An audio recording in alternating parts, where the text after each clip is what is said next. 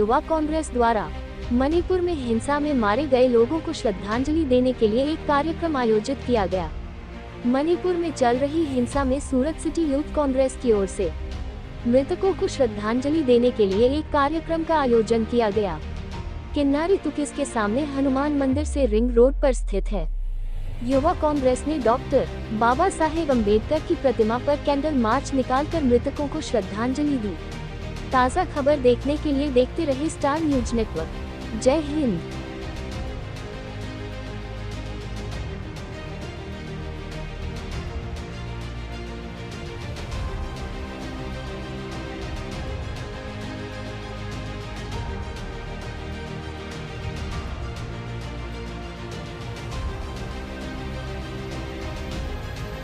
આપનો પરિચય? ફૈઝલ રંગોની સુરત શહેર યુથ કોંગ્રેસ મહામંડળ।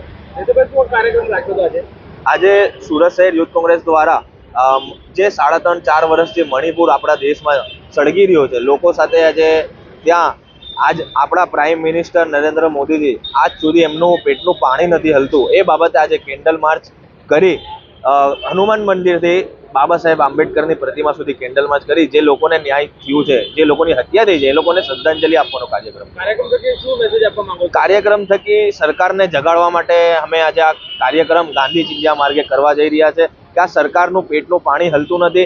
પીએમ અમારા જે છે કે હોમ મિનિસ્ટર છે અમિતભાઈ શાહ, એમનું એ પેટનું પાણી નથી હલતું। આજ સુધી કોઈ રાજનેતાએ ભાજપના જે મણિપુર જઈને કોઈ આજ સુધી ત્યાં કોઈને આશ્વાસન નથી આપ્યું કે ત્યાં વિઝિટ નથી કરી કે ત્યાં એની હિંસા થઈ રહી છે કે હિંસા અટકાવવાનો કોઈ એ લોકોએ પ્રયાસ નથી કર્યો।